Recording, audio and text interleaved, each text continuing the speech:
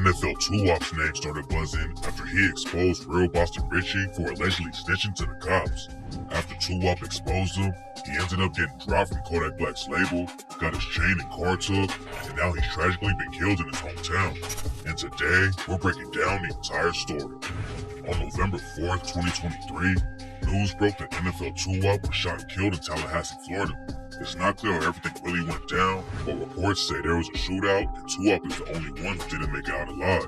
There aren't a lot of details about the case yet, but as soon as the news broke, fans started connecting the shooting to the real Boston Richie. Boston Richie's another rapper from Tallahassee who started popping off in 2022 and ended up signing a major deal with Future's label Free Bands. He's been running up crazy numbers and racking up millions of streams on Spotify, but then his career took a big hit after 2-Op aired him out for allegedly snitching when he was still in the streets back in the day. Nobody knows why the beef actually started, but 2-Op changed everything when he went live and started talking about the paperwork. The situation had even more eyes on it after 6ix9ine reposted the paperwork on Twitter. Here's how Richie's case went down according to the documents. He was talking to the cops about a murder suspect named Wig and identified him from a photo that the police showed him. Richie also told the cops that Wig threatened him and acted like he had a gun in his waistband.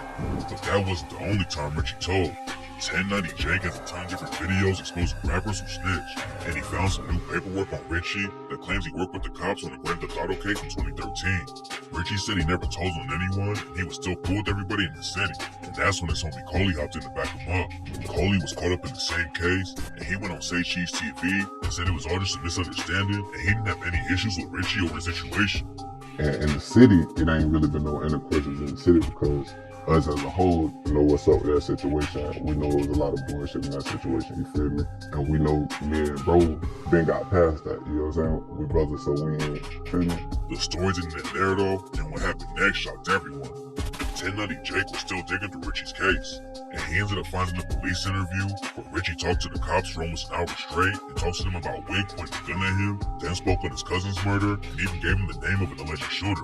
Richie still wasn't going to admit to snitching, so he went on the Big Facts podcast and said he didn't even know Wig was being investigated for his cousin's death at that time, so there's no way he could have snitched on him. So when I went to jail, I went straight to the TPD station.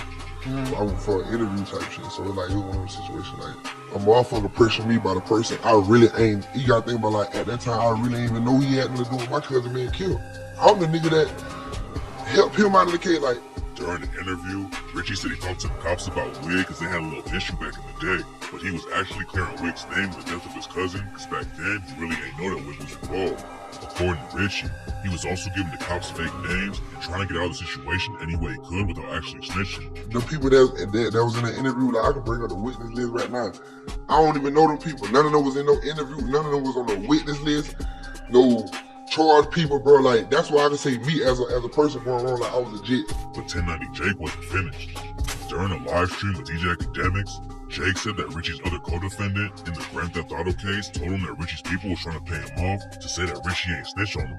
Because the fucking co-defendant that Boston Richie told on reached out to me and told me that his people are trying to pay him to say he didn't tell on him. Jake claims that everyone already knew that Richie was snitching, but nobody ever aired him out online until NFL 2-Op got involved. According to Jake, one of the co-defendants reached out to me and was like, yeah, he told on me, but you know how the city go. People ain't gonna care, whatever. He's DMing me all this shit. And then he goes on Say Cheese and does an interview saying, no, he ain't told. Around the same time all the drama was going down, 2-Op was getting the first big win of his career after linking up with Kodak Black and signing to his label. Yak gifted him a chain and a new whip, and Richie clowns him over it on the track First Time, and he raps. On your first time getting a car, another nigga bought it. My first time whipping a car, nigga, you didn't know that bitch should cost me. Your main bitch threw that pussy, you know real Boston caught it. Niggas say I snitched in paperwork, you know that nigga lost it. Then he aired out 2-Op for talking about the streets on IG Live and rapped. Cheesy ass nigga like cheddar. Broke ass nigga can't even show me a 50. How the fuck you gon' be? Going on live talking about the street shit? Nigga, that shit there ain't even street. Nigga, they plotting, I keep that heat. Niggas be running they mouthy. Niggas ain't never in the streets. 2-Op got back on live. I got 3 calls. The folks were about niggas came to my hood on some peace treaty. I was most definitely on house arrest, community control, not in my hood. Right? We just in the whole song capping. I got signed for way more than $50,000. What's really weird about all this is that Kodak Black ended up dropping Tupac from Sniper Gang and took his chain and whip back too. It didn't look like Tupac was pressed about it though.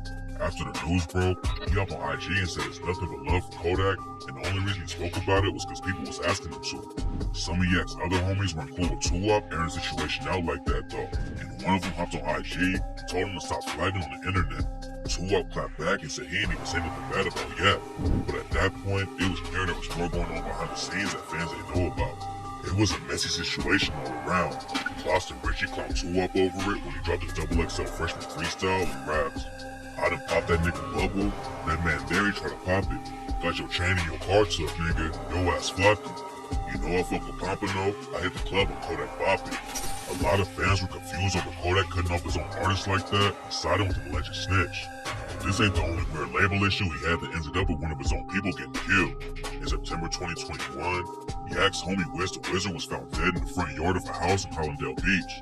The cops said he was beaten to death, then dropped off at the house later. And rumors was flying that he had actually been chopped up into pieces. Wiz and Yak met when they was locked up in juvie and been tight for years. Wiz was facing an attempted murder charge while Kodak was blowing up in the music industry. But after the lead witness in the case turned up dead, Wiz got all the charges dropped and signed the Kodak Sniper Gang label. There was issues from the jump though, and it ain't take long before Wiz and Kodak was arguing about contracts on social media. Then Wiz told his fans that Kodak had blocked him, but Kodak said he just changed numbers and that Wiz knew how to get in touch with him instead of looking for clout online. Wiz said there wasn't any real beef with him and Kodak, but then he was brutally murdered before they could squash whatever was going on. Losing one homie like that was tragic, but it turns out the situation is way more brutal than fans ever expected. In March 2023, the police found an SUV on fire with a body inside. A gas can was laying right next to the whip, so they knew from the jump it wasn't an accident, and eventually they identified the body as another rapper named 26 CJ. CJ had allegedly signed a deal with Kodak a few months before he was killed.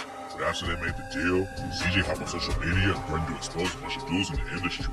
He didn't actually call out Kodak by name, but rumors said that CJ knew more about Wiz's death, and he thought Kodak might have been involved.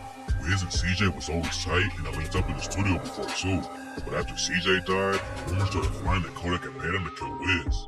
CJ's ops hopped online and dissed him when his body was found, but they was also posting pics of Wiz and saying, "Long live Wiz the Wizard." And Wiz's homie Lance Spin the Ben said, "Nigga played with Wiz and got set on fire. Couple more you fuck niggas finna get the same treatment." Kodak made the situation even more complicated and dissed Wiz on the track Back for Everything and raps, "Yeah, Double M Gang, but I ain't talking Rick Ross. Double M Gang, I took that shit from Wiz. Rest in peace, my nigga, but it's his fault. The way you let them kill you like a jet. Talking to Wham, you saying the same, did you like a lame." Nobody knows what's really going on with Kodak and his label right now, but it's clear that there's some major issues on the industry side and in the streets too. There's no evidence he had anything to do with Tupac getting killed, but there's rumors flying that Yak had him taken out over the Boston Richie situation.